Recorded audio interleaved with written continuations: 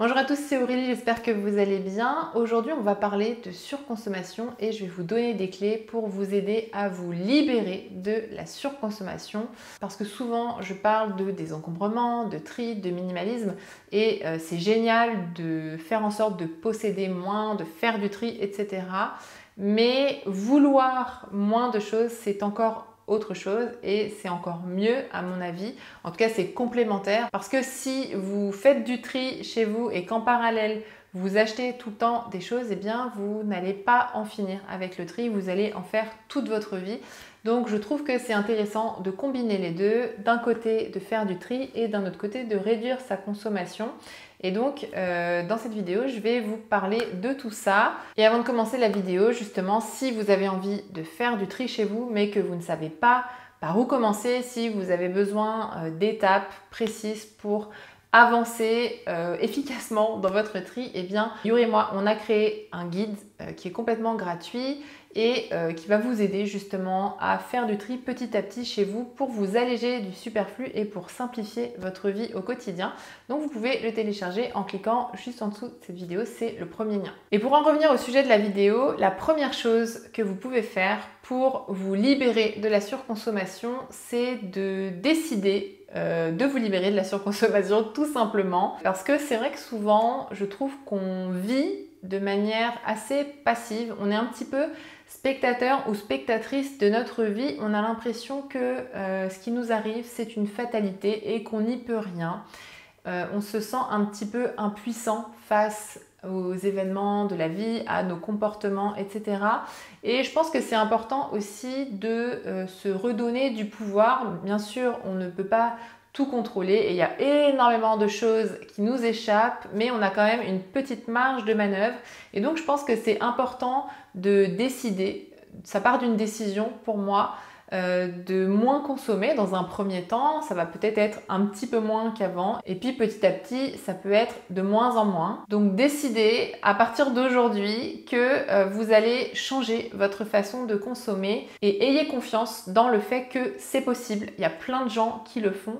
Donc, vous pouvez le faire aussi. La deuxième chose pour réduire votre consommation, c'est de prêter attention aux avantages de posséder moins. Ça, je trouve que c'est vraiment un point très important qu'on néglige souvent.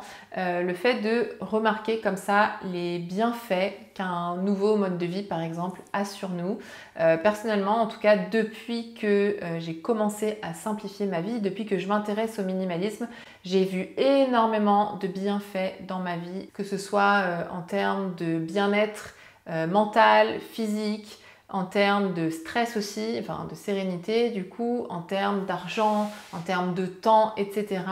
Et moi, tous ces avantages font que je ne reviendrai jamais en arrière pour rien au monde parce que je me souviens de la vie que j'avais avant et je ne veux surtout pas retrouver ces conditions de vie là où j'étais beaucoup plus stressée par rapport à tout un tas de choses, où j'étais beaucoup plus mal dans ma peau, où j'osais beaucoup moins de choses, où je me sentais moins en paix aussi avec moi-même, moins sereine, etc. Et donc je pense que c'est important de remarquer, de faire attention à ce que ce mode de vie, le fait de posséder moins en tout cas, vous apporte dans votre vie au quotidien, que ce soit pour vous ou même pour vos proches. Ensuite, la troisième chose très importante pour vous libérer comme ça de la surconsommation, pour changer votre façon de consommer, c'est d'être totalement lucide sur la société dans laquelle vous vivez. Je pense que c'est très important d'être lucide sur le monde qui nous entoure parce que finalement, quand on essaye de se cacher un petit peu les choses, quand on reste dans le déni de ça, qu'on fait un petit peu l'autruche, eh bien on reste dans une forme de naïveté et on pense, je pense inconsciemment que ça va nous protéger de, je sais pas, du mal ou des mauvaises choses qui sont autour de nous. Mais moi je pense que ça nous porte davantage préjudice. Finalement, on est beaucoup plus manipulable quand on est naïf parce qu'on se laisse un petit peu porter par les injonctions, par les messages, que ce soit la publicité, le marketing, etc.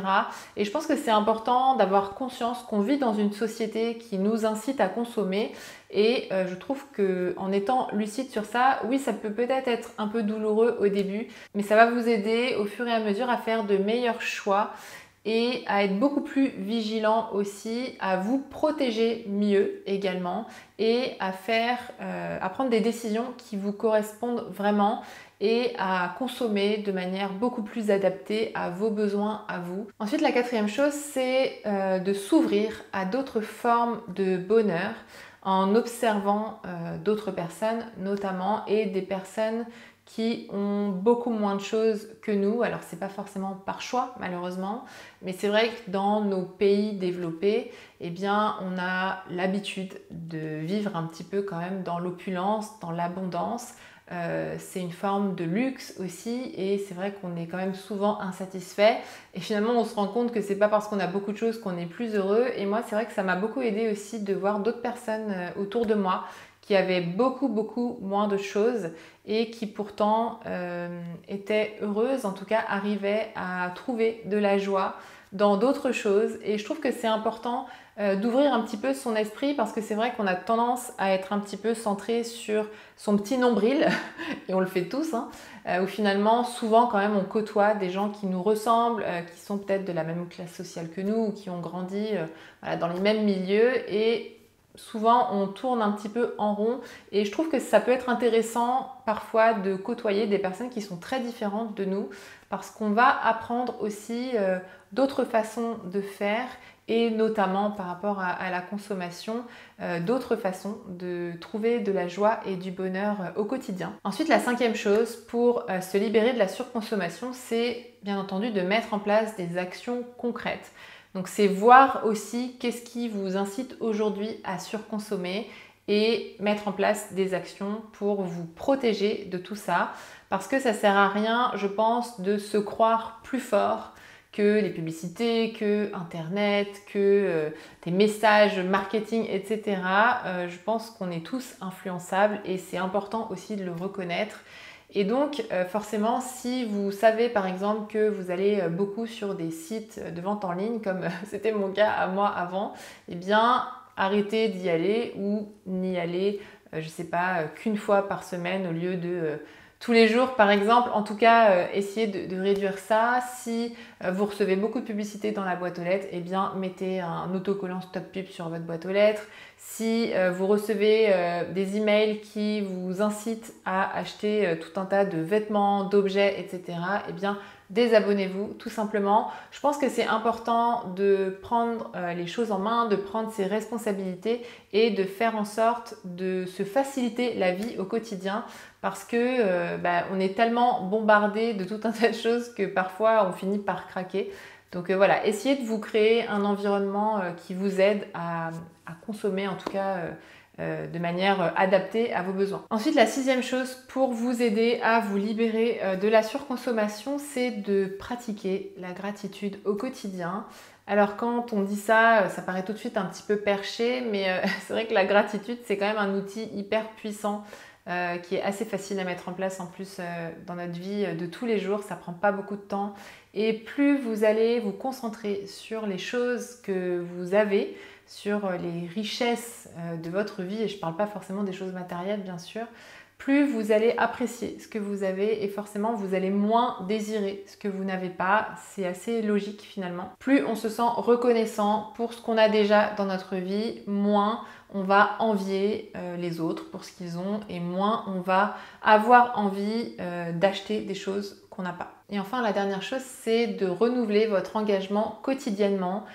Chaque jour est une nouvelle opportunité d'améliorer votre vie, de consommer moins. C'est important d'avoir ça en tête que notre vie en fait est le résultat des décisions qu'on prend et chaque jour on a le choix de prendre d'autres décisions que la veille. Et je pense que c'est important d'avoir ça en tête pour réaliser que on est vraiment acteur de notre vie, en tout cas en grande partie. Encore une fois, oui, il y a des choses qui nous échappent et oui, on ne contrôle pas tout, mais on peut maîtriser quand même pas mal de choses et je pense que c'est important de renouveler comme ça ses engagements envers soi-même parce que finalement, si vous décidez de moins consommer, c'est pour vous que vous le faites et donc c'est important de le faire tous les jours. C'est comme, je ne sais pas, changer son hygiène de vie et avoir, par exemple, faire plus d'activité physique. Eh bien, c'est tous les jours que vous pouvez, par exemple, marcher un peu. C'est un petit peu pareil pour la consommation ou pour le minimalisme. Tous les jours, vous pouvez décider d'acheter moins ou de faire sortir des choses de chez vous. En tout cas, moi, c'est vraiment comme ça que je le vois. Quand on veut une vie qui nous correspond, qui correspond à nos valeurs, qui correspond à nos rêves, qui correspond à nos objectifs de vie, eh bien, on peut faire des choix tous les jours qui vont dans ce sens-là, qui vont dans le sens de notre épanouissement. Et voilà, en tout cas, je trouve que c'est important de le redire. Donc voilà pour cette vidéo, j'espère qu'elle vous a plu. N'hésitez pas à la liker si c'est le cas. Vous pouvez aussi me dire laquelle de ces 7 clés vous a le plus parlé pour vous libérer de la surconsommation. Qu'est-ce que vous avez envie d'appliquer dès aujourd'hui pour modifier un petit peu votre façon de consommer. Donc n'hésitez pas à me dire tout ça dans les commentaires.